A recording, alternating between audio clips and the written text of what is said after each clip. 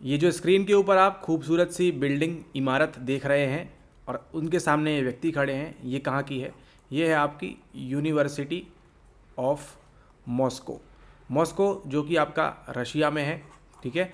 तो वहाँ की ये यूनिवर्सिटी है और ये आपको क्यों बताया जा रहा है? क्योंकि इसका संबंध किससे है? यहाँ पे कौन पढ़ाई किया करते थे? यहाँ पे पढ़ाई किया करते थे आपके मिस्टर लेव व्योगोत्स्की, ठीक है, जो बात करते हैं आपके समाज के बारे में, आपके कल्चर के बारे में, ठीक है, और किस प्रकार से उन्होंने बताया कि मनोविज्ञान में किस प्रकार से डेवलपमेंट होता है। Welcome back everyone to the channel psycho IAS Hindi या साइको आईएएस। आप देख रहे हैं ये चैनल और इसके ऊपर आपको कराई जाती है किसकी तैयारी? आपको मिलती है मनोविज्ञान से संबंधित जानकारी आपके यूपीएससी ऑप्शनल के लिए। चाहे आपका मीडियम हिंदी है, इंग्लिश है और आप ये वीडियो देख रहे हैं, तो ये मीडियम तो खास तौर पे आपके हिंदी वालों के लिए है ये वाली वीडियो, ठीक है। इंग्लिश वाला ऑलरेडी सिलेबस अपलोडेड है, बट ट्राई करेंगे उसको नवीन जो सिलेबस है उसको यहाँ पे आपके लिए अपलोड करने के लिए, ठीक है। ओके, तो आज हम बात करने वाले हैं कंप्लीट में आपका यूपीएससी सीएसई 2023-2024 के लिए आपका कंप्लीट जो सिलेबस है उसके बारे में हम डिस्कस करेंगे। आपका मनोविज्ञान का सिलेबस हम कंप्लीट डिस्कस करेंगे। इसके अंदर आपके 2 पेपर होते हैं, पेपर 1 250 मार्क्स का और पेपर 2 भी आपके 250 मार्क्स का। पेपर 1 पहला जो होता है वो होता है आपका बिल्कुल बेसिक और ये वाला होता है आपका अप्लाइड यानी अनुप्रयोगात्मक, ठीक है।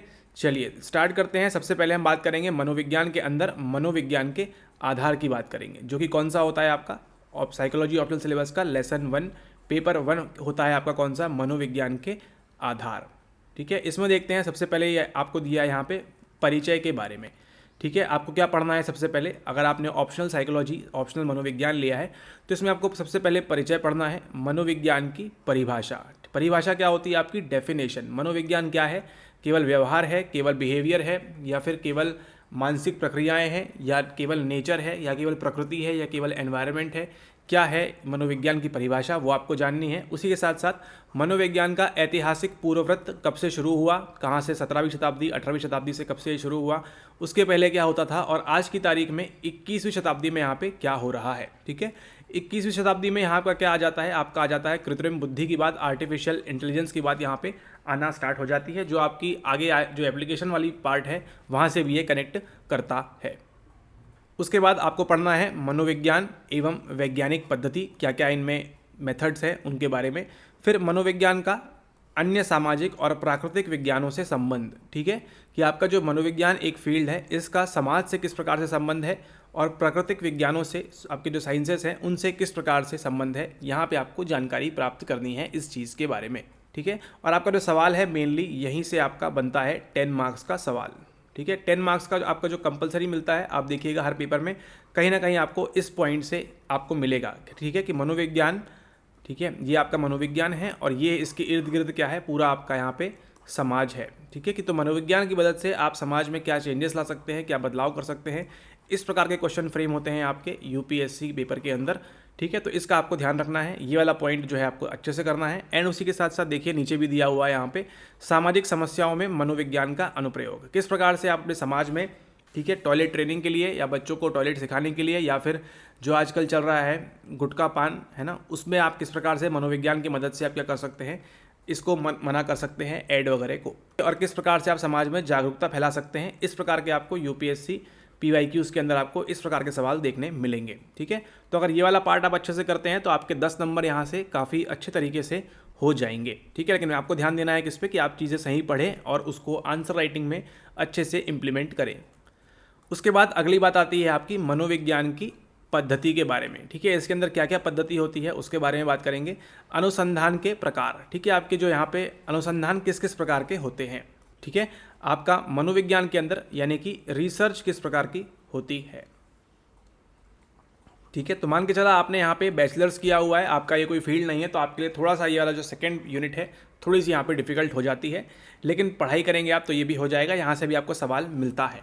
उसके बाद बात करें, यहाँ पे दिया हुआ है वर्णनात्मक, मूल्यांकनी, नैदानिक, क्लिनिकल एवं आपका पूर्वानुमानिक, ये किस किस प्रकार के अनुसंधान होते हैं, ठीक है। फिर यहाँ पे आपको दिया है अनुसंधान पद्धति, इसके बारे में आपको पढ़ना है, किस किस प्रकार से रिसर्च की जाती है। प्रेक्षण के द्वारा, केवल देखने से। सर्वेक्षण कर सकते हैं आप, घर घर जाके सर्वे करेंगे कि हर किसी को जो डीबीटी का ट्रांसफ़र है वो हो रहा है कि नहीं हो रहा है। उसके बाद व्यक्ति अध्ययन है ना, किसी प्रत्येक व्यक्ति का अध्ययन करेंगे आप, केस स्टडी वगैरह, और उनका प्रयोग, ठीक है, किस प्रकार से उनका इस्तेमाल कर सकते हैं, ठीक है, यहाँ पे इसकी बात होगी। उसी के बाद आपको दिया है यहाँ पे प्रयोगात्मक तथा अप्रयोगात्मक अभिकल्प की विशेषताएं, ठीक है। यहाँ पे क्या है आपका, ये है आपका प्रयोगात्मक अभिकल्प, किस प्रकार से आपका डिज़ाइन होगा एक्सपेरिमेंटल, और किस प्रकार से आपका नॉन एक्सपेरिमेंटल डिज़ाइन यहाँ पे होगा, ठीक है, ये पढ़ना है आपको। एंड देन अगर ये आप ट्राई करेंगे तो आपको एनसीईआरटी के सेकेंड चैप्टर में काफ़ी अच्छे से दिया हुआ है इस चीज़ के बारे में, ठीक है, आपको मतलब एक बेसिक आइडिया लग जाएगा। उसके बाद बात करेंगे, यहाँ पे दिया है परीक्षण सदृश अभिकल्प, ये क्या होता है, टेस्ट की बात हो रही है यहाँ पे। केंद्रीय समूह चर्चा, विचारावेश, आधार सिद्धांत उपागम, ये सब क्या होते हैं, इनके बारे में भी आपको इसके अंदर जानकारी प्राप्त करना है, ठीक है। मेनली सवाल पूछेगा तो आपका यहाँ से बनेगा सवाल, ठीक है। ओके, तो ये था आपका यूनिट नंबर 2। उसके बाद आपके यहाँ पे दिया हुआ है क्या, उसी का एडवांस पार्ट यहाँ पे दिया हुआ है आपको, अनुसंधान प्रणालियाँ, ठीक है। अनुसंधान प्रणालियाँ की बात करें तो मनोवैज्ञानिक अनुसंधान में, साइकोलॉजिकल रिसर्च में मुख्य चरण क्या क्या है, समस्या कथन, ठीक है, प्रॉब्लम को डिफाइन करेंगे, प्रॉब्लम बताएंगे, हमारी प्रॉब्लम ये है, समाज में हमको रिसर्च करनी है तो उसके लिए प्रॉब्लम ये है। फिर प्राकल्पना निरूपण करेंगे, हाइपोथेसिस बनाएंगे, अनुसंधान अभिकल्प करेंगे, रिसर्च डिज़ाइन करेंगे, प्रतिचयन करेंगे, आंकड़ा संग्रह के उपकरण, आप जो डेटा किस प्रकार से कलेक्ट कर सकते हैं, ठीक है। फिर उसका एनालिसिस करेंगे और व्याख्या तथा विवरण लेखन यहाँ पे आप करेंगे, ठीक है। ये है आपका मनोवैज्ञानिक अनुसंधान में मुख्य चरण कौन कौन से होते हैं यहाँ पे बता रहे हैं। फिर है आपका मूल के विरुद्ध अनुप्रयुक्त अनुसंधान, ठीक है, यहाँ पे आ जाती है आपकी बेसिक वर्सेस अप्लाइड रिसर्च के बारे में।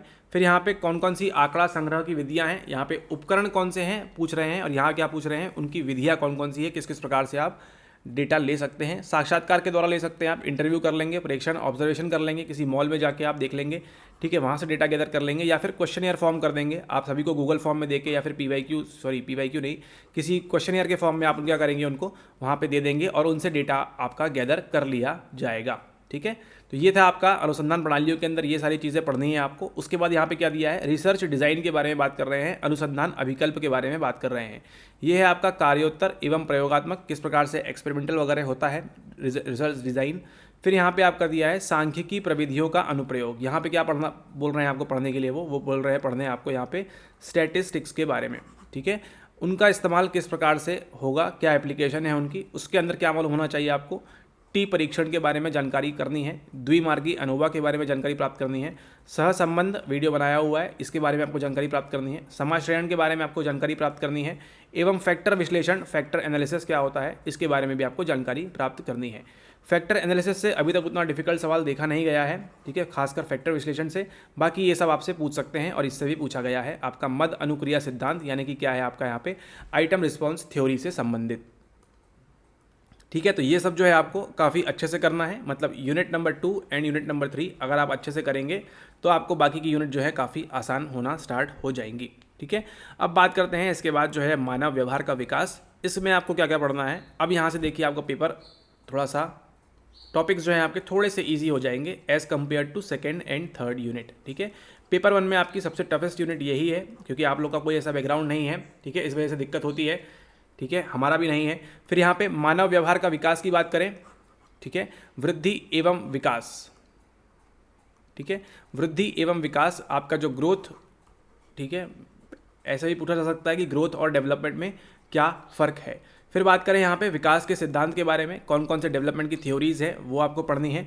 फिर मानव व्यवहार को निर्धारित करने वाले, ठीक है, उसमें आपके आनुवंशिक एवं पर्यावरणीय कारकों की भूमिका, ठीक है, यानी कि आपका जो व्यवहार है, ठीक है, आप शायद बहुत चिड़चिड़े वाले व्यक्ति हैं, ठीक है, आप बहुत चिड़चिड़े हैं, या फिर आप बहुत ही सभ्य हैं, ठीक है, या फिर आप बहुत ही आपको चोरी करने की आदत है, ठीक है, या फिर आपको किसी और एक्सेट्रा चीज़ की आदत है। तो वो सब जो आदतें हैं आपकी, जो सब आपका व्यवहार है, बिहेवियर है, उसके पीछे आनुवंशिक कारण तो नहीं है कोई, या फिर पर्यावरणीय कारक है, इनकी क्या भूमिका होती है ये जानना है आपको इसके अंदर, ठीक है। कि आपका जो भी व्यवहार है, आप दूसरों से अच्छे से बात करते हैं, आप दूसरों से हमेशा गुस्से में बात करते हैं, तो ये क्या करना है आपको यहाँ पे देखना है, ठीक है।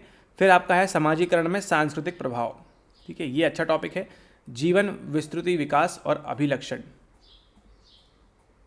ठीक है, तो यहाँ से आप इसको कर सकते हैं। फिर आपका डेवलपमेंटल वर्क, विकासात्मक कार्य, जीवन विस्तृति के प्रमुख चरणों में मनोवैज्ञानिक स्वास्थ्य का संवर्धन, ठीक है, इसको भी आपको स्टडी करना है। फिर चलते हैं, अगला है आपका यहाँ पे संवेदन, अवधान और प्रत्यक्षण। ठीक है, इसमें क्या क्या बोल रहे हैं आपको, संवेदन की बात कर रहे हैं, आपके सेंसेशन की बात कर रहे हैं। ठीक है, जो भी आप अपने आँख, कान, नाक, मुंह, गले, जो भी आप सेंस करते हैं चीज़ों को, जो भी चीज़ों की संवेदना होती है, आप ये वीडियो देख पा रहे हैं, क्यों देख पा रहे हैं, क्योंकि आपके चीज़ें कहाँ से एंटर कर रही हैं, एंटर कर रही हैं आपके आई से ना, आपकी आंखों से जाके आपके दिमाग में, मस्तिष्क तक जा रही हैं। संवेदना का पॉइंट कहाँ पे है, पॉइंट ऑफ कांटेक्ट आपकी आई है। अगर आपकी आंखें नहीं होंगी तो आप ये स्क्रीन में कुछ भी नहीं देख पाएंगे। ठीक है, तो यहाँ पे क्या है, अलग अलग फ्रीक्वेंसी, अलग अलग वेवलेंथ, अलग अलग चीज़ों की यहाँ पे जो है आपकी लाइट पड़ रही है। ये लाइट को आप क्या कर रहे हैं, यहाँ पे परसीव कर रहे हैं। ठीक है, क्यों कर रहे हैं परसीव, क्योंकि संवेदना हो रही है, और इस प्रकार की सभी मिक्स बातें हैं। ठीक है, आपको समझना है संवेदन के बारे में, सीमा की संकल्पना। ठीक है, क्या इसकी सीमा है, निरपेक्ष एवं न्यूनतम बोध दहली के बारे में पढ़ना है। कि अगर आपको यहाँ पे छोटा सा ये बटन है यहाँ पे सब्सक्राइब का, ठीक है, ये दिखता रहेगा आपको पूरे वीडियो भर में। ठीक है, तो ये क्या हो रहा है आपका परसेप्शन, यहाँ पे बात करेंगे। ठीक है, संवेदना के बारे में। फिर आपका है यहाँ पे संकेत, उपलम्बन एवं सतर्कता, यहाँ पे अटेंशन की बात आ जाती है। फिर अवधान को प्रभावित करने वाले कारक, जिसमें विन्यास एवं उद्दीपन अभिलक्षण शामिल है। ठीक है, हमारा जो अवधान है उसमें कारक किस किस के बारे में बात करनी है हमको, विन्यास के बारे में, एवं बात करनी है आपको उद्दीपन अभिलक्षण के बारे में, है ना, स्टिमुलस किस प्रकार से होना चाहिए। ठीक है, अगर आप मान लीजिए कहीं बैठे हुए हैं, एकदम से क्या होता है, बहुत लाउड नॉइज़ बजता है, तो क्या होगा, आपका अटेंशन वहाँ पे चला जाएगा। क्यों, क्योंकि स्टिमुलस जो है बहुत डीजे एकदम बहुत हाई फ्रीक्वेंसी पे बज रहा है, बहुत फास्ट बज रहा है। ठीक है, लाउड है बहुत ज़्यादा वो। ठीक है, तो ऐसे बात करना है संवेदना की हमको। ठीक है, और यहाँ पे आपकी अटेंशन की बात करना है। उसके बाद आ गई आपकी यहाँ पे प्रत्यक्षण की बात। प्रत्यक्षण की परिभाषा और संकल्पना, परसेप्शन है क्या। ठीक है, प्रत्यक्षण में जैविक कारक क्या हो सकते हैं, उसकी आपको यहाँ पे बात करनी है। उसी के बाद आपका यहाँ पे आता है परसेप्शुअल ऑर्गेनाइजेशन में, प्रात्यक्षिक संगठन में पूर्व अनुभवों का प्रभाव। ठीक है, आप किसी चीज़ को परसीव कर रहे हैं, लेकिन उसके पीछे आपका पूर्व अनुभव किस प्रकार से है, यहाँ पे उसकी बात करेंगे। प्रात्यक्षिक रक्षा, सांतराल एवं गहनता प्रत्यक्ष। ठीक है, गहनता प्रत्यक्ष मतलब आपका यहाँ पे जो है डेप्थ को आप कैसे, जो आप 3D इमेजेस देखते हैं उसको आप परसीव कर पाते हैं, को प्रभावित करने वाले कारक, है ना, उसमें भी आपको क्या पूछ रहे हैं, यहाँ पे कारक पूछ रहे हैं। ठीक है, ये यूपीएससी है। फिर आपको बात करेंगे आमाप आकलन की एवं प्रात्यक्षिक तत्परता। ठीक है, इसके बारे में भी आपको जो है डिटेल में अभ्यास करना होगा। फिर आती है आपकी प्रत्यक्षण की सुग्राह्यता, अतीन्द्रिय प्रत्यक्षण, सांस्कृति एवं प्रत्यक्षण, अवसीम प्रत्यक्षण। ठीक है, यहाँ पे आपके परसेप्शन की बात हो रही है, सबलिमिनल, एक्स्ट्रा सबलिमिनल परसेप्शन की यहाँ पे बात हो रही है, इसका आप ध्यान देंगे। ठीक है, तो ये यूनिट आपकी है संवेदन, अवधान और प्रत्यक्षण। फिर चलते हैं, अगला यहाँ पे आपका नेक्स्ट आता है अधिगम के बारे में। ठीक है, आपको सीखना है किसके बारे में, लर्निंग के बारे में सीखना है। अधिगम के लिए आपको कौन कौन से सिद्धांत हैं कि संकल्पना तथा सिद्धांत किस किसने दिया, व्यवहारवादी क्या बोलते हैं अधिगम के बारे में, गेस्टाल्टवादी क्या बोलते हैं अधिगम के बारे में, और इन्फॉर्मेशन प्रोसेसिंग वाले क्या बोलते हैं अधिगम के बारे में। ये है आपका यूपीएससी के लिए मुख्य रूप से ध्यान देना है। उसी के साथ साथ विलोप क्या होता है, एक्सटिंक्शन कब होता है, आप देखते देखते क्या करते हैं, एक्सटिंक्ट हो जाते हैं। विभेद कब कर पाते हैं आप, डिस्क्रिमिनेट कर पाते हैं आप स्टिमुलस के बीच में। ठीक है, और सामान्यकरण की प्रक्रियाएं क्या क्या होती है अधिगम के अंतर्गत, वो आपको यहाँ पे समझना होगा। उसके बाद आता है आपका प्रोग्राम लर्निंग, कार्यक्रमबद्ध अधिगम। फिर आपका आता है प्रायिकता अधिगम, आत्म अनुदेशात्मक अधिगम। इसके क्या क्या प्रकार होते हैं, इनके एक एक एग्जाम्पल आपको ध्यान रखने हैं। ठीक है, यहाँ आपका कार्यक्रमबद्ध अधिगम से सवाल देखा नहीं गया अभी तक। उसी के साथ साथ प्रबलीकरण की संकल्पनाएं, रीइंफोर्समेंट क्या क्या होता है उसके बारे में, रीइंफोर्समेंट होता क्या है पहले तो आप वो समझना होगा। उसी के साथ साथ प्रकार एवं सारणियाँ की बात यहाँ पे होगी, कौन कौन से प्रकार हैं। ठीक है, फिर पलायन कब होता है, फिर परिहार एवं दंड, पनिशमेंट कब दी जाती है, उसके बारे में यहाँ से सवाल आपको पूछते हैं। ठीक है, ये वहाँ से सवाल आपका आता है। ठीक है, प्रीमैक प्रिंसिपल वगैरह भी पूछा हुआ है जो कि इसी यूनिट से संबंधित है, प्रीमैक परिकल्पना। ठीक है, फिर आपका आता है प्रतिरूपण एवं सामाजिक अधिगम, है ना, सोशल लर्निंग की बात होगी, समाज से आप किस प्रकार से अधिगम करते हैं समाज के साथ साथ इंटरेक्ट करके, वो बात होगी आपकी इस यूनिट के अंदर। उसके बाद आती है आपकी अगली यूनिट जो कि है किसके बारे में, जो कि है आपकी स्मृति के बारे में, यानी कि आपकी मेमोरी के बारे में। ठीक है, ये आपकी मेमोरी है।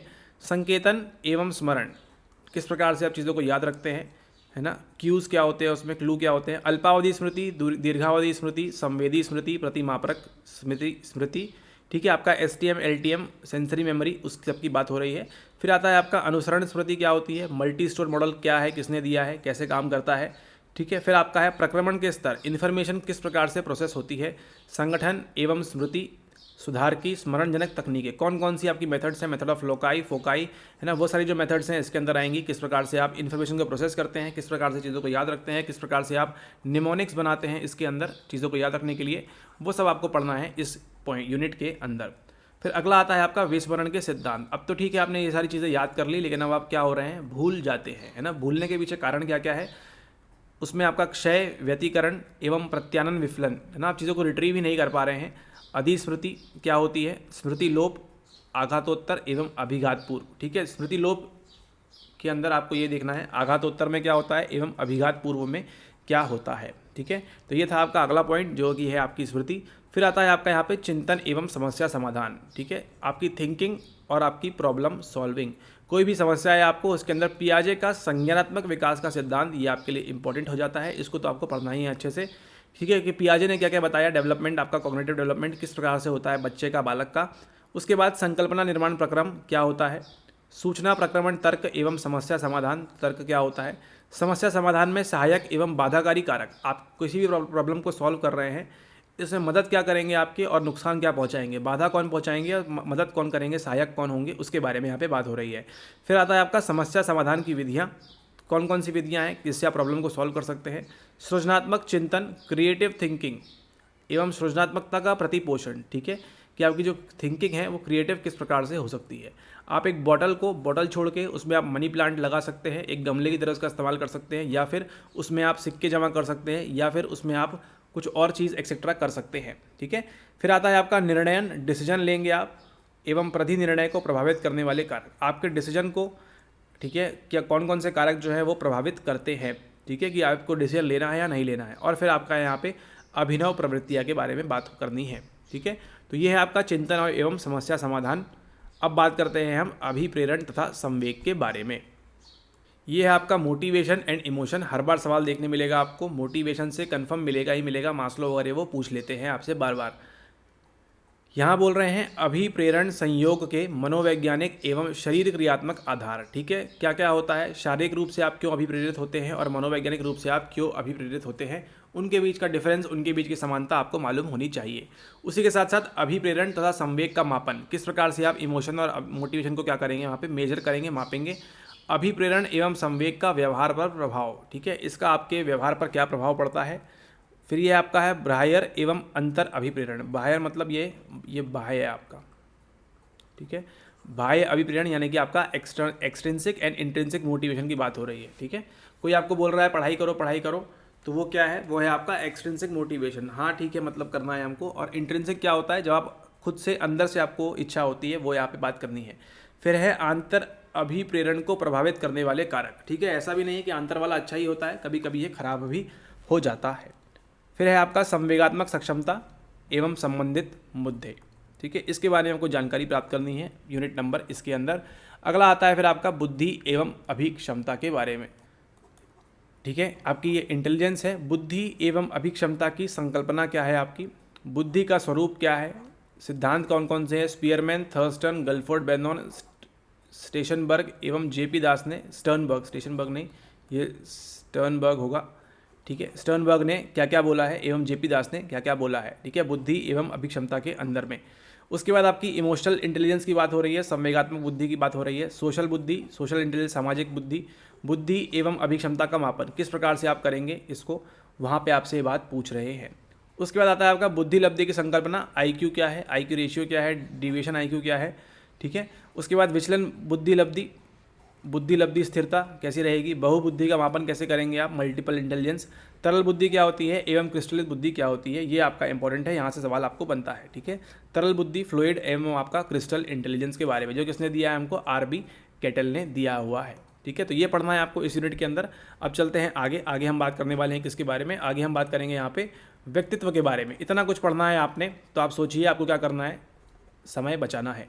फिर बात करेंगे यहाँ पे व्यक्तित्व के बारे में, जो कि क्या है आपकी पर्सनैलिटी, व्यक्तित्व की संकल्पना तथा परिभाषा क्या क्या है, व्यक्तित्व के सिद्धांत कौन कौन से हैं, उसके अंदर मनोविश्लेषणात्मक क्या बोलते हैं, सामाजिक सांस्कृतिक क्या बोलते हैं, अंतर्वैयक्तिक क्या बोलते हैं, और आपके विकासात्मक क्या बोलते हैं। किसके बारे में, आपकी पर्सनैलिटी के बारे में। ये वो पर्सनैलिटी नहीं है जो आप यूट्यूब में और यहाँ वहाँ पे वीडियोस में देखते हैं वो वाली पर्सनैलिटी से नहीं है। कितनी चार्मिंग पर्सनैलिटी है, कितनी हैंडसम पर्सनैलिटी है, कितनी खूबसूरत पर्सनैलिटी है, ये वो वाली पर्सनैलिटी नहीं है, इससे पूर्णतः डिफरेंट है। Welcome to psychology and psycho IAS। फिर बात करना है आपको मानवतावादी क्या बात करते हैं, आपके जो ह्यूमनिस्टिक हैं वो क्या बात करते हैं, व्यवहारवादी विशेष गुण एवं जाति उपागम ये क्या होता है, व्यक्तित्व का मापन किस प्रकार से आप करेंगे।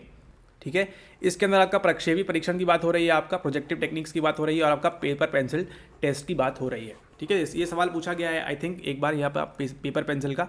ठीक है, फिर आप अगला पढ़ना है आपने क्या, यहाँ पे आपने पढ़ना है अगला व्यक्तित्व के प्रति भारतीय दृष्टिकोण क्या है। ठीक है, व्यक्तित्व विकास हेतु प्रशिक्षण नवीनतम उपागम जैसे कि बिग 5 फैक्टर सिद्धांत, ये मोस्ट IMP है। बिग 5 फैक्टर रट लीजिए, याद कर लीजिए, दिमाग में बिठा लीजिए, सुबह शाम उठते बैठते आपको बिग 5 फैक्टर बनना चाहिए। किसने दिया है, मैकरे कोस्टा ने दिया हुआ है। ठीक है, और उसी के साथ साथ विभिन्न परंपराओं में स्व का बोध, ये भी इंपॉर्टेंट हो जाता है। सेल्फ की बात करते हैं। ठीक है, सेल्फ क्या क्या चीज़ें हैं क्या नहीं है वो सब आपको देखने मिल जाएगा। ठीक है, तो व्यक्तित्व जो है आपकी इंपॉर्टेंट यूनिट है। ठीक है, ये बता दिया आपको इंपॉर्टेंट यूनिट है, इसको आप अच्छे से करेंगे। उसके बाद है आपका अभिवृत्तियाँ, मूल्य एवं अभिरुचियाँ। ठीक है, अभिवृत्ति के बारे में आपका क्या एटीट्यूड है, वो लड़की कितना एटीट्यूड दिखाती है, वो लड़का कितना एटीट्यूड दिखाता है, ये वो वाला एटीट्यूड नहीं है। मूल्य वैल्यूज़ क्या है आपकी, जो आप लिखते हैं पेपर में, एथिक्स के पेपर में, मूल्य वैल्यूज़। और यहाँ पे आपकी अभिरुचियों की बात हो रही है, यानी कि आपके इंटरेस्ट की बात हो रही है। तो ये सब आपने पढ़ना है इसके अंदर। देखते हैं डिटेल में अभिवृत्तियों, मूल्यों एवं अभिरुचियों की परिभाषाएं। सिंपल से इनकी डेफिनेशन आपको मालूम होना चाहिए।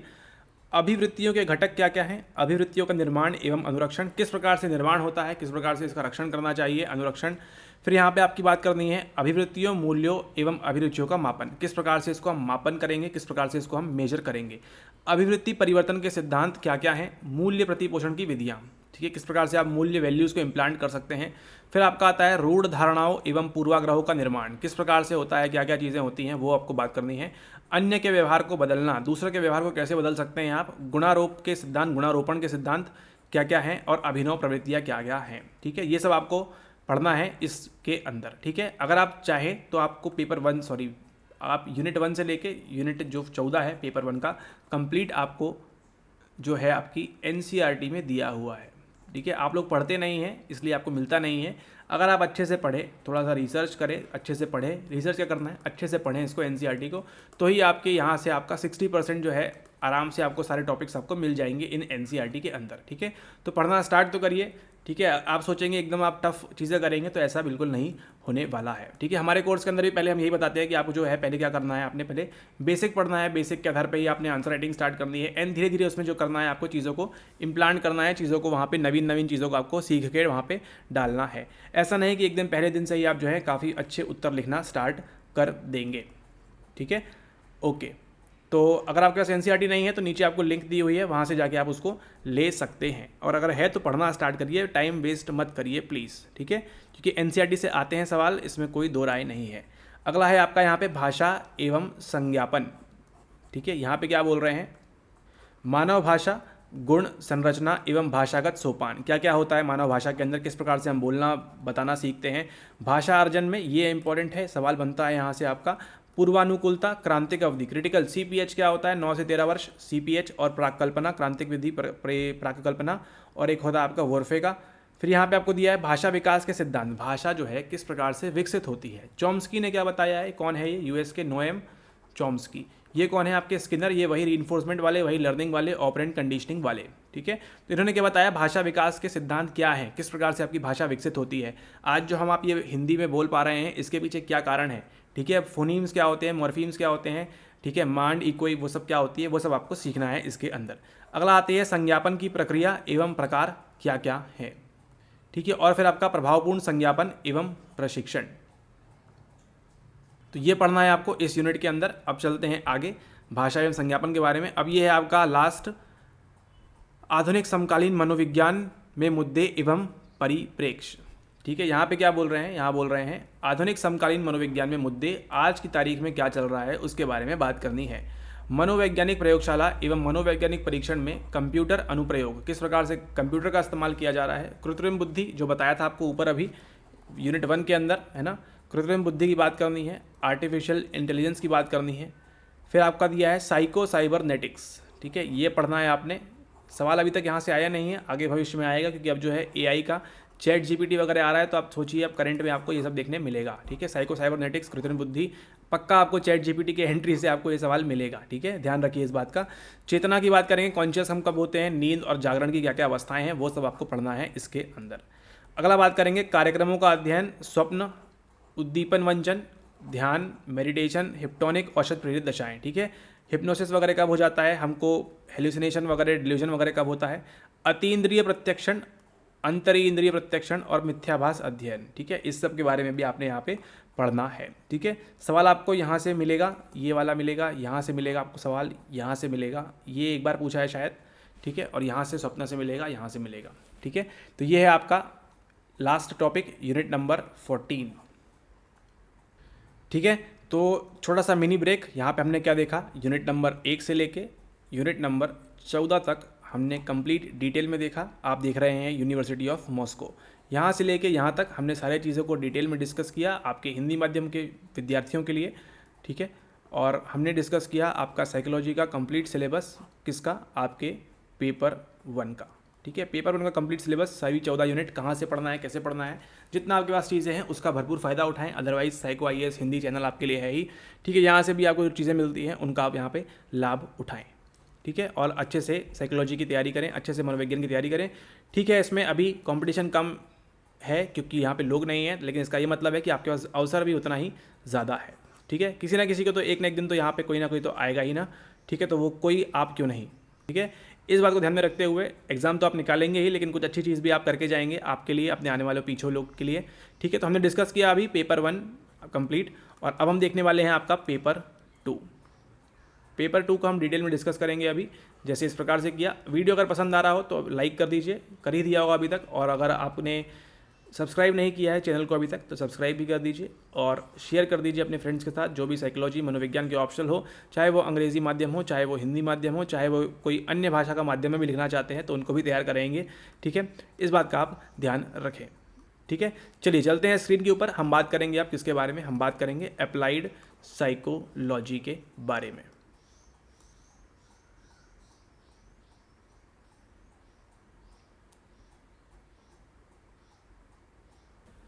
चलिए अब स्टार्ट करते हैं हम साइकोलॉजी का सिलेबस, मनोविज्ञान का सिलेबस आपका अप्लाइड वाला, यानी कि आपका अनुप्रयोगात्मक। किस प्रकार से आप साइकोलॉजी जो भी आपने यूनिट 1 से लेके यूनिट 4 तक 14 तक जितनी भी सारी चीज़ें पढ़ी हैं, अब वक्त किसका है, अब वक्त है उसके एप्लीकेशन का, ठीक है। किस प्रकार से आप उसको एप्लीकेशन करेंगे, उसका जगहों में, समाजों में, अपने देश दुनिया में, आसपास में, पड़ोस में, किस प्रकार से आप उसका इस्तेमाल करेंगे, अब वो पढ़ने का समय है, ठीक है। ओके, इसके लिए आपको ऑलरेडी बता दी गई है एक पुस्तक जो फिलहाल मार्केट में अवेलेबल है, उसको आप ले सकते हैं चाहिए तो। स्मारक स्वाइन की पुस्तक है, ठीक है। आपको उसकी लिंक नीचे दे देंगे, आपको हिंदी माध्यम में है वो, तो उसको आप डाउनलोड कर सकते हैं, डाउनलोड नहीं मंगा सकते हैं, सॉरी, ठीक है। उसको आप ले सकते हैं हिंदी मीडियम के लिए, ट्राई करिए उसको, अच्छी पुस्तक कह सकते नहीं है बट है, फिलहाल तो वही है, तो आप लोग के पास वही एक ऑप्शन है, ठीक है। और फिर अगर ये नहीं करना है, दूसरा ऑप्शन क्या है, दूसरा ऑप्शन आपके पास ये है, ठीक है। इसको कर लेंगे आप तो फिर किसी भी पुस्तक की ज़रूरत नहीं है, लेकिन हाँ NCERT आपके पास होना आवश्यक है, वो भी हम कवर कराएंगे आपको इसके अंदर, ठीक है। ओके, तो हम बात करने वाले हैं अब यहाँ पे, और अभी तक जो आप देख रहे थे यहाँ पे, जो चीज़ देख रहे हैं आप, इसी को क्या कहते हैं, इसी को हम कहते हैं आपकी सूक्ष्म अवधारणा, ठीक है। जो आपने ऊपर पढ़ा अभी अपने सिलेबस के अंदर, जिसे हम क्या बोलते हैं, जिसे हम बोलते हैं सबलिमिनल परसेप्शन, ठीक है। उद्दीपक जो है, ये जो स्टिमुलस है थ्रेशोल्ड के नीचे है, ठीक है। खैर वो सब बात बताएंगे आपको। चलिए स्टार्ट करते हैं आपके, चलते हैं हम यूनिट नंबर 1 में, विषय और अनुप्रयोग, लेसन 2 पेपर 2 आपका। यहाँ पे देखिए अब क्या बोल रहे हैं, व्यक्तिगत विभिन्नताओं का वैज्ञानिक मापन, ठीक है। इसी प्रकार से आपने भी क्या करना है, अपने जीवन में इसको उतार लेना है, व्यक्तिगत विभिन्नताओं का वैज्ञानिक मापन। इससे देखिए क्या समझते हैं, व्यक्तिगत विभिन्नताओं यानी कि डिफरेंसेस जो हैं, एक लड़की है जिसका नाम है लड़की, ठीक है, और एक दूसरी लड़की है जिसका नाम है मड़की, ठीक है। तो लड़की और मड़की के बीच में क्या है, कुछ डिफरेंसेस हैं, है ना। इसके और 2 के बीच में क्या है, कुछ डिफरेंसेस हैं। तो ये जो डिफरेंसेस हैं, इन्हीं का हम क्या कर सकते हैं, जो अंतर है इनका हम वैज्ञानिक मापन किस प्रकार से कर सकते हैं। व्यक्तिगत विभिन्नताओं का स्वरूप क्या होता है, स्वरूप है ये फिर मानकीकृत मनोवैज्ञानिक परीक्षणों की विशेषताएं और संरचना किस प्रकार से होती है। मनोवैज्ञानिक परीक्षणों के प्रकार, कितने प्रकार के परीक्षण होते हैं आपके, ठीक है, वाचिक गैर वाचिक वो सब चीज़ें आपको इसके अंदर पढ़नी है। मनोवैज्ञानिक परीक्षणों के उपयोग, कहाँ पे आप इसका इस्तेमाल कर सकते हैं, ठीक है, कोई अगर पीड़ित है या किसी से हो गया है तो वहाँ पे आप इसका इस्तेमाल कर सकते हैं। दुरुपयोग क्या हो सकता है इसका, तथा सीमाएं, हाँ ये सवाल आपको बनता है पेपर 2 में यहाँ से, ठीक है, ध्यान रखिएगा इसको। चाहे तो आप नोट करते जाइए वीडियो के साथ साथ या फिर बाद में इसको दोबारा देख के नोट कर लीजिएगा। यहाँ से आपका इंपॉर्टेंट प्रश्न बनता है कि इसका दुरुपयोग कैसे हो सकता है, सीमाएं क्या क्या हैं टेस्ट की, उपयोग क्या क्या है, ठीक है, ओके। फिर आता है आपका मनोवैज्ञानिक परीक्षाओं के प्रयोग में नीतिपरक विषय, ठीक है, तो ये पढ़ना है आपको पेपर 2 के यूनिट नंबर 1 के अंदर, ठीक है। इंडिविजुअल डिफरेंसेस, व्यक्तिगत विभिन्नताएं, आप में, हम में, हम सब में भिन्नताएं क्यों हैं, ठीक है, ओके। मतलब भिन्नताएं तो इतनी हैं कि अगर ये है एक माता और ये है एक पिता, इनके हैं 2 बच्चे और दोनों ही क्या है, दोनों ही जुड़वा हैं, फिर भी इनमें क्या होती हैं, कुछ परसेंट की भिन्नताएं होती हैं। यही जो डिफरेंसेस है इन्हीं की बात यहाँ पे हो रही है। उसके बाद चलते हैं आगे, यहाँ पे क्या बोल रहे हैं, यहाँ बोल रहे हैं मनोवैज्ञानिक स्वास्थ्य तथा मानसिक विकार, ठीक है, साइकोलॉजिकल हेल्थ की बात हो रही है यहाँ पे, मेंटल हेल्थ आपकी साइकोलॉजिकल हेल्थ की बात हो रही है, और मानसिक विकार, ठीक है। डिसऑर्डर्स कौन कौन से होते हैं हमारे, मेंटल डिसऑर्डर। स्वास्थ्य की बात करें, अस्वास्थ्य की संकल्पना, अस्वस्थ व्यक्ति कौन है, जो टाइम पे खा नहीं रहा है, जो टाइम पे पी नहीं रहा है, जो टाइम पे उठ नहीं रहा है, वो अस्वस्थ है, या फिर जो चिंता में है, ग्रसित है, हमेशा दुश्चिंता उसको हो रखी है, उसकी संकल्पना क्या है। सकारात्मक स्वास्थ्य कल्याण है ना आपका, पॉजिटिव यहाँ पे स्वास्थ्य किस प्रकार से हो सकता है, पॉजिटिव मेंटल हेल्थ किस प्रकार से हो सकती है, उसके बारे में आपको यहाँ पे बात करनी है। उसी के साथ साथ मानसिक विकार के अंदर, मेंटल डिसऑर्डर्स के अंदर क्या है आपकी, चिंता, मैं तो बहुत चिंता में हूँ, मेरी परीक्षा में होगा कि नहीं होगा, कैसे करूँगा मैं सिलेबस, ठीक है, ये और विकार। फिर मनस्थिति विकार, मनस्थिति बहुत ख़राब हो चुकी है, आत्महत्या के विचार आ रहे हैं।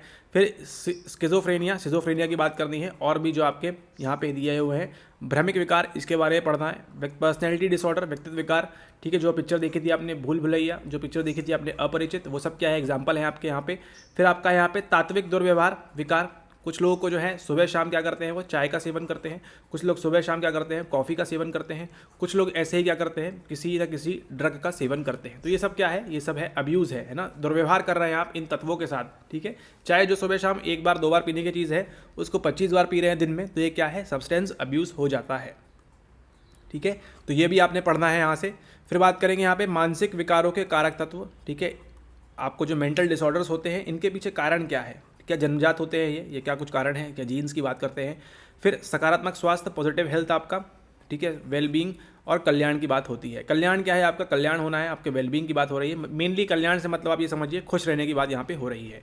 उसके बाद आपने क्या देखना है, आपने यहाँ पे करना है जीवन शैली तथा जीवन की गुणवत्ता को प्रभावित करने वाले कारक। आपकी जीवन शैली कैसे अच्छी हो सकती है, जीवन की गुणवत्ता कैसे अच्छी हो सकती है, उसके बारे में आपने यहाँ पे बात करनी है। सवाल आपको देखने मिलेगा यहाँ से भी पेपर 2 के लिए। अब चलते हैं आगे, आपके पॉइंट नंबर 3 के अंदर ये क्या है आपका, ये है आपका चिकित्सात्मक उपागम, ठीक है। ये क्या है आपकी थेरेपीज़ के बारे में बात कर रहे हैं, पूरी साइकोलॉजी पढ़ा रहे हैं आपको। मनोगतिक चिकित्साएं क्या क्या होती हैं, ठीक है, साइकोडायनेमिक चिकित्साएं क्या हैं, व्यवहार चिकित्साएं, बिहेवियर थेरेपीज़ क्या होती हैं, रोगी केंद्रित चिकित्साएं, क्लाइंट सेंटर्ड थेरेपीज़ क्या होती हैं। इसमें आपको जानना चाहते हैं वो किसके बारे में, आपको पढ़ाना चाहते हैं वो साइको थेरेपी के बारे में। उसी के साथ साथ संज्ञानात्मक चिकित्साएं क्या होती हैं, देशी चिकित्साएं सबसे बेस्ट, सबसे बढ़िया, 100% कारक, योग और ध्यान, ठीक है, ये सब छोड़ दीजिए, केवल योग और ध्यान करना स्टार्ट कर दीजिए, आपकी सारी समस्याएं जो हैं उनका निवारण हो जाएगा। लेकिन अमेरिका, वेस्टर्न कंट्रीज़ में क्या है, ये सब है नहीं, तो उन लोग ये सब निकालते रहते हैं। तो आप लोग के पास अच्छी चीज़ें हैं, योगा, ध्यान और एक्सरसाइजेस, ब्रीदिंग एक्सरसाइजेस, उनको करिए। फिर आपके पास आता है जैव पुनर्निवेश चिकित्सा, ठीक है, बायोफीडबैक थेरेपी की यहाँ बात हो रही है, ठीक है, ये किस प्रकार से हो सकता है, क्या क्या चीज़ें होती हैं, ये सब आपने पढ़ना है। उसके बाद बात करें यहाँ पे मानसिक रुग्णता की रोकथाम तथा पुनर्स्थापना, क्रमिक स्वास्थ्य प्रतिपोषण क्या होता है, यहाँ पे इसकी बात करनी है, ठीक है। तो यहाँ से आपसे क्या पूछेंगे, यहाँ से आपसे ये पूछते हैं, इंडियन एग्जाम में पूछेंगे ये आपसे, योग से कैसे आप ठीक हो सकते हैं, या फिर कभी पूछेंगे तो आपके बिहेवियर थेरेपीज़ के बारे में, सीबीटी वगैरह के बारे में आपसे पूछ सकते हैं, ठीक है, और आपकी इनके बीच में क्या डिफरेंसेस हैं, ये सब आपसे वो पूछ सकते हैं, ठीक है। तो ये था आपका अगला यूनिट। अब चलते हैं हम अगले यूनिट के बारे में, जो क्या है हमारा, जो है हमारा कार्यात्मक मनोविज्ञान तथा संगठनात्मक व्यवहार, ठीक है, कि किसी भी ऑर्गेनाइजेशन में अगर आपने मान लीजिए कहीं जॉब किया है, कहीं भी जॉब किया है आपने, किसी भी आईटी कंपनी में, किसी भी कंपनी में, किसी की दुकान में, किसी के घर में, कहीं भी आपने काम किया है, दुकान घर छोड़ दीजिए, किसी भी संगठन में अगर आपने काम किया है, चाहे वो एनजीओ ही क्यों ना हो, वहाँ पे किस प्रकार से व्यवहार होना चाहिए, करना चाहिए, वो सब बातें करने वाले हैं। सबसे पहले देखिए, कार्मिक चयन आयोग बना रहता है और प्रशिक्षण किस प्रकार से ट्रेनिंग आपको भी दिया है। यहाँ पे डीओपीटी वाले जो है आपको क्या कराएंगे, पर्सनल ट्रेनिंग कराएंगे ना। डिपार्टमेंट ऑफ पर्सनल ट्रेनिंग वाली जो बात है, डीओपीटी वाले जो हैं क्या कराएंगे, आपको ट्रेनिंग वगैरह देंगे, चयन प्रशिक्षण, ठीक है, ये सब बात होती है। सेम उद्योग में मनोवैज्ञानिक परीक्षणों का उपयोग, किसी भी उद्योग में आप किस प्रकार से इन टेस्टों का उपयोग कर सकते हैं, उसकी ट्रेनिंग प्रशिक्षण की बात होगी। और मानव संसाधन विकास, एचआर में किस प्रकार से ये काम आएगा। कार्य अभिप्रेरण, ये आपके लिए इंपॉर्टेंट है, ये वाला आपके लिए इंपॉर्टेंट है। कार्य अभिप्रेरण सिद्धांत किसने दिया है, हर्जबर्ग क्या बोलते हैं अपनी थ्योरी में, मास्लो क्या बोलते हैं, एडम इक्विटी सिद्धांत क्या है, पोर्टर एवं लॉलर क्या है, ब्रूम क्या बोलते हैं, ठीक है। तो ये 1 2 3 4 5, ठीक है, इन 5 सिद्धांतों को आप अच्छे से कर लीजिएगा, ठीक है, ये आपके लिए इंपॉर्टेंट हो जाते हैं। और यहाँ पे लीडरशिप तथा सहभागी प्रबंधन किस प्रकार से होना चाहिए वो यहाँ पे बात कर रहे हैं। उसके बाद आता है आपका एक प्रश्न, तो यहाँ से बनेगा और यहाँ से ही बनेगा आपका विज्ञापन तथा विपणन, ठीक है। कंज्यूमर साइकोलॉजी आपकी आती है धीरे धीरे आगे अभी, ठीक है। उसके बाद आपका दबाव एवं इराका प्रबंधन, फिर आपका श्रम दक्षता शास्त्र की बात होगी। उपभोक्ता मनोविज्ञान देखिए आ गया कंज्यूमर साइकोलॉजी। प्रबंधकीय प्रभाविता, रूपांतरण, नेतृत्व, संवेदनशीलता प्रशिक्षण, संगठनों में शक्ति एवं राजनीति। कुल मिला के आपको किससे बात करनी है, जो आप डेली रोज़मर्रा के जीवन में देखते हैं, किसी भी संगठन में क्या होता है, चयन होगा, ट्रेनिंग दी जाएगी, ठीक है, कौन कौन से सिद्धांत है वो पढ़ना है, एक लीडर कैसा होना चाहिए, ठीक है, सहभागियों को कैसे वहाँ पे मेंटेन करना चाहिए, जो लीडर है कैसे वो आगे बढ़ेगा, ठीक है, ये सब सवाल आपको यहाँ पे मतलब मिलेंगे, इनको आपको करना चाहिए, ठीक है। ये थी आपकी ये वाली यूनिट। और यहाँ पे आपकी नीचे दी हुई है उपभोक्ता मनोविज्ञान। बार बार उनको क्या किया जा रहा है, बार बार उनको बोला जा रहा है कि आप क्या करिए, आप टीम बनाइए, है ना, बार बार बोल रहे हैं आपसे टीम बनाइए। तो अब जो है बेचारा थका हारा व्यक्ति रिक्शा चला के आया है, कुछ भी करके आया है, एक्सेट्रा चीज़ें फल बेच के आया है, वो क्या करेगा बेचारा, वो जाके किसी भी कंपनी के क्या करेगा, वहाँ पे टीम बनाएगा जाके, ठीक है, मेरा वाइस कैप्टन ये है, मेरा कैप्टन ये है, और फिर क्या होगा वहाँ पे उसका उपभोक्ता मनोविज्ञान की यहाँ पे बात हो रही है। फिर अगला है यहाँ पे आपका शैक्षिक क्षेत्र में मनोविज्ञान का अनुप्रयोग, ठीक है, कि शिक्षण के क्षेत्र में मनोविज्ञान का इस्तेमाल किस प्रकार से किया जाता है। अध्यापन अध्ययन प्रक्रिया को प्रभावी बनाने में मनोवैज्ञानिक सिद्धांत, ठीक है, टीचर जो है किस प्रकार से बच्चों को बताएगा, अध्ययन शैलियाँ क्या क्या होती हैं उसके बारे में आपने बात करनी है। फिर आता है आपका प्रदत्त मंडक, अध्ययन हेतु अक्षम और उनका प्रशिक्षण किस प्रकार से करना है, स्मरण शक्ति बढ़ाने तथा बेहतर शैक्षणिक उपलब्धि के प्रशिक्षण, व्यक्तित्व विकास तथा मूल्य शिक्षा, ये आपने पढ़ना है इसके अंदर। फिर आता है आपका शैक्षिक व्यावसायिक मार्गदर्शन, है ना, गाइडेंस वगैरह कैसे देंगे, एंड जीविकोपार्जन। फिर है आपके पास शैक्षिक संस्थाओं में मनोवैज्ञानिक परीक्षण मार्गदर्शन कार्यक्रमों में प्रभावी कार्यनीतियाँ। इससे उतना सवाल आता नहीं है, आएगा तो 10-15 नंबर का आएगा आपसे, ठीक है, तो वहाँ पे आपको थोड़ा सा रिस्क लेना पड़ेगा, ठीक है। तो इसको भी आप पढ़ लेंगे तो आपसे ये वाला पार्ट जो है बन जाएगा। इस पर ज़्यादा सवाल उतने आते नहीं हैं, बट आप देख लीजिएगा ये वाली यूनिट से। अब चलते हैं आगे, यह आपका कम्युनिटी साइकोलॉजी, सामुदायिक मनोविज्ञान, जिसमें सवाल आपका बनना ही बनना है। सामुदायिक मनोविज्ञान, समुदाय में हम रह रहे हैं, सवाल पूछेंगे ही पूछेंगे। सामुदायिक मनोविज्ञान की परिभाषा क्या है और संकल्पना क्या है उसकी। सामाजिक कार्यकलाप में छोटे समूहों की उपयोगिता, ठीक है, कि छोटे समूह जो है माइनॉरिटी है उनका क्या इस्तेमाल है, उपयोग है। सामाजिक चेतना की जागृति और सामाजिक समस्याओं को सुलझाने की कार्यवाही, अगेन वही सामाजिक समस्या, अगेन साइकोलॉजी से लिंक करेंगे, वो मनोविज्ञान से लिंक करेंगे। फिर सामाजिक परिवर्तन के लिए सामूहिक निर्णय लेना और नेतृत्व प्रदान करना, ठीक है। यहाँ पे अगर आपको क्या करना है, अपने समाज में कुछ परिवर्तन लाना है, कुछ चेंजेस वगैरह लाना है, उसके लिए क्या करना होगा, सामूहिक निर्णय लेना होगा, ग्रुप डिसीजन लेना होगा, और उसी के साथ साथ नेतृत्व भी देना होगा। अगली बात करते हैं सामाजिक परिवर्तन के लिए प्रभावी कार्यनीतियाँ, क्या प्रभावी कार्यनीतियाँ हो सकती हैं, उसको आप बना सकते हैं। अब चलते हैं आगे, ये है आपका रिहैब साइकोलॉजी, पुनर्वास मनोविज्ञान। ऐसे लोग जो पीड़ित हो जाते हैं कोरोना वगैरह में, वहाँ से आपसे सवाल पूछेंगे, यहाँ से प्राथमिक, माध्यमिक तथा तृतीयक निवारक कार्यक्रम, ठीक है, कैसे आप यहाँ पे निवारण कर सकते हैं, प्रिवेंशन कर सकते हैं। मनोवैज्ञानिकों की भूमिका, इंपॉर्टेंट पॉइंट है, यहाँ से सवाल बनेगा आपका कि क्या भूमिका होती है मनोवैज्ञानिकों की। शारीरिक, मानसिक, सामाजिक रूप से चुनौती क्या क्या फेस करते हैं मनोवैज्ञानिक जो है वो यहाँ पे। फिर प्राप्त व्यक्तियों, जैसे वृद्ध व्यक्तियों के पुनर्वसन के लिए सेवाओं का आयोजन, कैसे आप जो बूढ़े बुजुर्ग हैं उनका कैसे आप रिहैब करेंगे, पुनर्वसन करेंगे।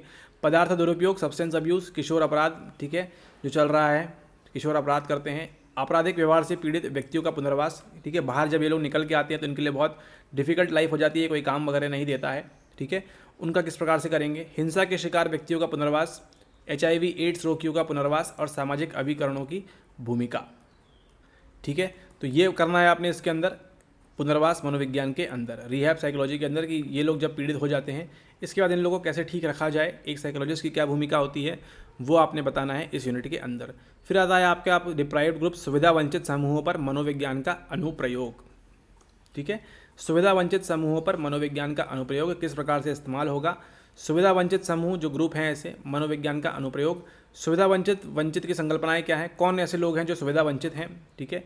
सुविधा वंचित तथा वंचित समूहों के सामाजिक, भौतिक, सांस्कृतिक तथा आर्थिक परिणाम क्या क्या हो सकते हैं। सुविधा वंचितों का विकास की ओर शिक्षण तथा अभिप्रेरण, कि ऐसे जो लोग जो क्या हैं डिप्राइव्ड है, सुविधा से वंचित हैं, उनको क्या करना है, हमको उनको विकास के बारे में बताना है, उसके बारे में हमको उनको टीचिंग करना है और उनको मोटिवेट करना है। उसी के साथ साथ सापेक्ष एवं दीर्घकालिक वचन क्या होता है यहाँ पे, ये भी आपसे पूछना चाहते हैं आप। ये सब आपको पुस्तक में मिल जाएगा एक हद तक, ठीक है। वहाँ से आप चीज़ें कवर कर लेंगे, आपकी जो नीचे आप लिंक से उसको एक्सेस कर सकते हैं, ठीक है। ओके, बुक का नाम है पेपर 2 स्मारक स्वाइन हिंदी एडिशन, नीचे आप लिंक से उसको डाउनलोड नहीं ऑर्डर कर सकते हैं।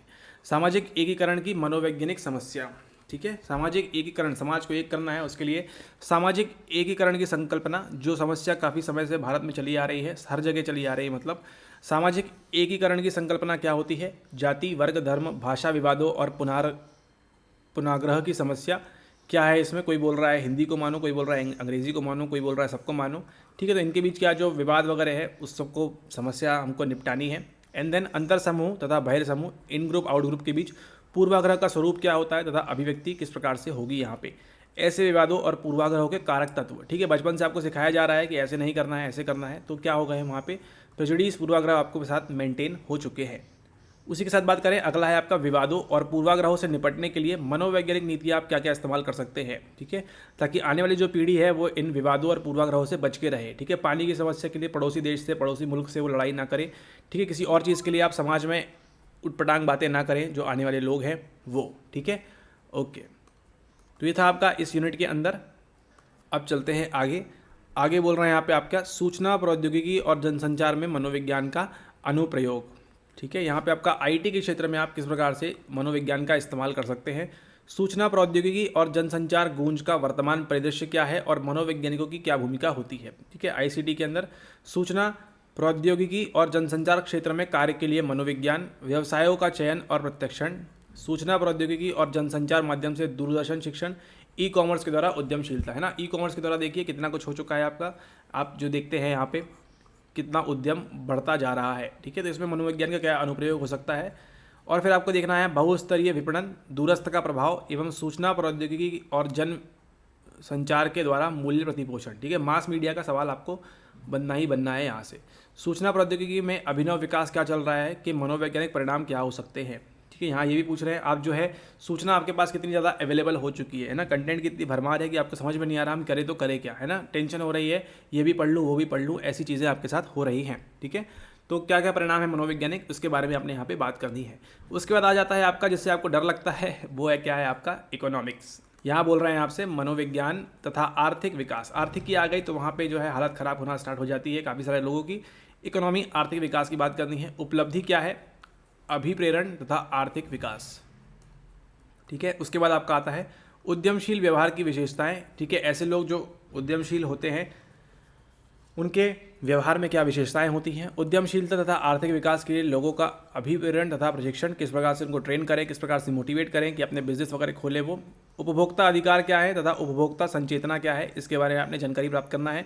महिला उद्यमियों समेत युवाओं में उद्यमशीलता के संवर्धन के लिए सरकारी नीतियाँ, है ना। यहाँ से सवाल आपका बन सकता है, मतलब क्योंकि आजकल जो क्या चल रहा है एंटरप्रेन्योरशिप का बहुत रोल मॉडल चल रहा है, ठीक है। तो वो सब जो है उसका ध्यान में रखते हुए स्टार्टअप वगैरह की बात करते हैं तो सवाल बनेगा यहाँ से उद्यमशीलता के संवर्धन के लिए सरकार कौन कौन सी नीति ला रही है, क्या एमएसएमई बना दिया उन्होंने, क्या क्या चीज़ें कर दी हैं ताकि उद्यम लोगों को जो है फ़ायदा पहुँचे इससे, इसके बारे में आपने बात करनी है। मनोविज्ञान किस प्रकार से मदद करेगा, ठीक है। इसके बाद बात करते हैं, आगे चलते हैं हम पर्यावरण तथा संबंध क्षेत्रों में मनोविज्ञान का अनुप्रयोग, ठीक है। अब ये जो है इंपॉर्टेंट है आपका, पर्यावरण क्राउड वगैरह की बात आती है।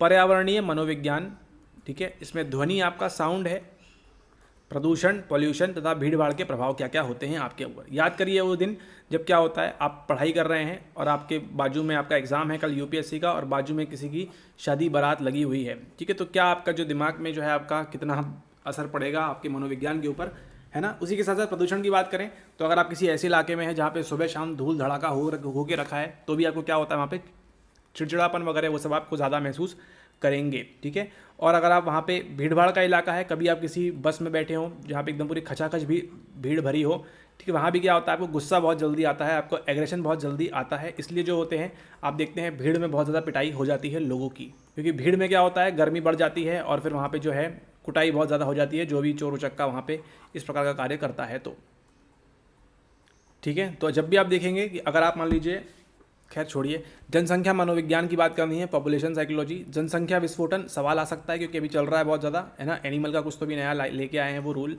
ठीक है, एनिमल। और उसके बाद जनसंख्या विस्फोटन और उच्च जनसंख्या घनत्व के मनोवैज्ञानिक परिणाम, ठीक है। चाइना इंडिया में इतनी भीड़ है कि जो लोगों के पास है, बेरोजगारी बढ़ रही है, लोगों के पास वो नहीं है, सारी चीज़ें नहीं है, सुविधाएं नहीं है, तो इससे भी जो है फ़र्क पड़ता है ना। एक दूसरे के मारने काटने के लिए आदमी तैयार होकर रखा है। छोटे परिवार के मानदंड का अभिप्रेरण क्या है, किस प्रकार से मोटिवेट करें कि आप जो है हम दो हमारे दो पे सुखी रहें आप, है ना, वो वाली जो बातें हैं उसके लिए आपको क्या सरकार को नीति वगैरह लानी चाहिए। मनोविज्ञान किस प्रकार से इस्तेमाल कर सकते हैं हम, ठीक है, कि जो ज़्यादा बच्चे पैदा कर रहे हैं उनको हम मना कर सकें, ठीक है, अभी नहीं तो आगे तो होगा ही होगा, ठीक है। ओके, पर्यावरण के अवक्रमण पर द्रुत वैज्ञानिक और प्रौद्योगिकी विकास का प्रभाव, ठीक है। ओके, इसको छोड़ भी देंगे तो ठीक है, बाकी देख लीजिएगा पुस्तक से अंदर। फिर है आपका यहाँ पे मनोविज्ञान के अन्य अनुप्रयोग, ठीक है। इसके अंदर आपको दिया है यहाँ पे मिलिट्री साइकोलॉजी, यानी कि सैन्य मनोविज्ञान, चयन कैसे लोगों का करना है, हमको प्रशिक्षण कैसे देना है, परामर्श में प्रयोग के लिए रक्षा कार्मिकों के मनोवैज्ञानिक परीक्षणों की संरचना, किस प्रकार से टेस्ट वगैरह बना सकते हैं इन लोगों के लिए स्पेशल, ठीक है। सकारात्मक स्वास्थ्य संवर्धन के लिए रक्षा कार्मिकों के साथ कार्य करने के लिए मनोवैज्ञानिकों का प्रशिक्षण, रक्षा में मानव इंजीनियरिंग, ठीक है। ये सब बात करनी है आपको सैन्य मनोविज्ञान के अंदर। आएगा सवाल यहाँ से आपको 10 नंबर का अगर आता है तो। उसके बाद बात करेंगे यहाँ पे आपका दिया है खेल मनोविज्ञान, एथलीटों एवं खेलों में निष्पादन में सुधार में मनोवैज्ञानिक हस्तक्षेप, ठीक है। जैसे क्या होता है, कई सारे प्लेयर होते हैं, परफॉर्मेंस खराब होता है तो फिर एकदम डिप्रेशन वगैरह में चले जाते हैं, उसको कैसे मेंटेन करेंगे आप साइकोलॉजिकली। व्यष्टि एवं टीम खेलों में भाग लेने वाले व्यक्ति एवं टीम खेलों में, ठीक है। अगर बैडमिंटन का कोई खेल है या फिर क्रिकेट है, ठीक है, तो अलग अलग है, यहाँ पे अलग अलग प्रकार का काम होगा यहाँ पे, ठीक है। फिर आपका यहाँ दिया है मनोविज्ञान के अन्य अनुप्रयोग, समाजोन्मुख एवं समाज विरोधी व्यवहार पर संचार माध्यमों का प्रभाव क्या होता है, ठीक है। और फिर यहाँ पे आपको दिया है आतंकवाद का टेररिस्ट साइकोलॉजी, आतंकवाद का मनोविज्ञान, ठीक है, इसको भी आपने पढ़ना है, ठीक है।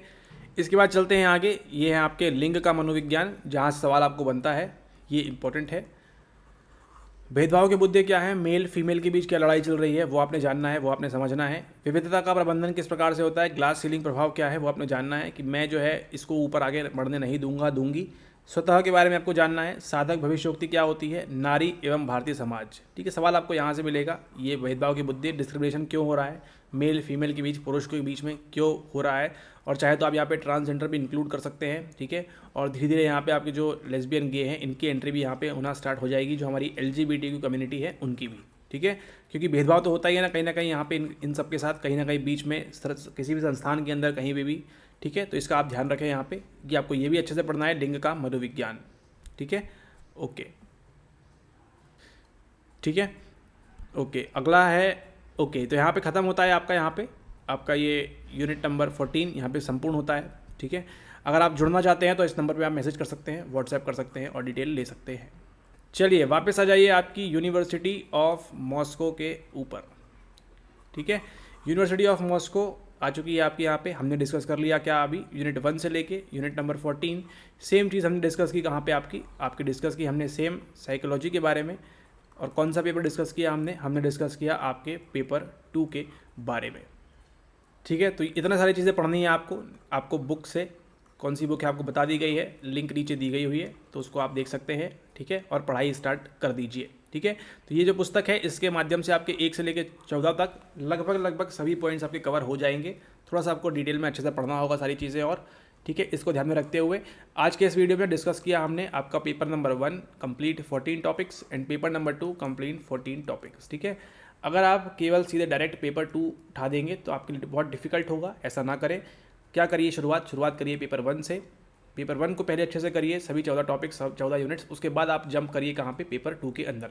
अनटिल एंड अनलेस, जब तक आपको ये नहीं बनता है, क्या नहीं बनता है आपको, बेसिक साइकोलॉजी आपको नहीं बनती है, उसकी थ्योरम्स वगैरह आपको नहीं मालूम है क्या क्या चीज़ें होती हैं, तब तक आपके लिए जो अनुप्रयुक्त वाली है उसको आपके लिए बहुत डिफिकल्ट हो जाएगा, ठीक है। आपको पहले ये तो मालूम होना चाहिए कि उसका हम बेसिक रूप से किस प्रकार से इस्तेमाल कर सकते हैं, क्या सारी चीज़ें होती हैं, उसके बारे में आपको जानकारी होना बहुत ज़रूरी है। ठीक है, ओके। अगर आप चाहें तो ये सिलेबस आपको टेलीग्राम पे मिल सकता है, वहाँ पे डला हुआ है, टेलीग्राम पे जाके आप उसको ले सकते हैं, यही सेम सिलेबस। और अगर आप चाहें तो यूपीएससी की वेबसाइट से जाके भी आप इसको ले सकते हैं, ये वाला सिलेबस। ठीक है, आपका पेपर 1 का एंड पेपर 2 का। ठीक है, पेपर 1 पेपर 2, तो यहाँ से आपके तैयार होंगे कितने मार्क्स, यहाँ से आपके तैयार होंगे 500 मार्क्स। ठीक है, ओके। तो इस वीडियो के लिए इतना ही, मिलते हैं आपसे अगले वीडियो में। अगर वीडियो में आप पहली बार देख रहे हैं, बीच से देख रहे हैं, आधे से देख रहे हैं, तो ये सब कर दीजिएगा। और टेलीग्राम पे अगर ज्वाइन करना चाहते हैं तो कर लीजिएगा। ठीक है, ओके। तो ये था आपका कंप्लीट डिटेल सिलेबस एनालिसिस। ठीक है, कोई भी दिक्कत कमेंट आती है तो कमेंट करिए। अगर दिक्कत वगैरह आती है, आपको कुछ समझ में नहीं आया तो प्रयास किया जाएगा उसको सुधारने का। ठीक है, एंड अगर आप हमारे साथ ज्वाइन होना चाहते हैं तो आप नीचे दिया हुआ नंबर है, उस पर आप व्हाट्सएप करके अपने कोर्स के बारे में डिटेल वगैरह, वीडियो लेक्चर, ठीक है, अलग अलग चीज़ें आप उसके बारे में जानकारी ले सकते हैं। ठीक है, okay. Thanks for watching the video and have a nice day ahead. Psycho IAS and psycho IAS Hindi, क्योंकि हिंदी माध्यम के लिए अलग से ज़रूरी है।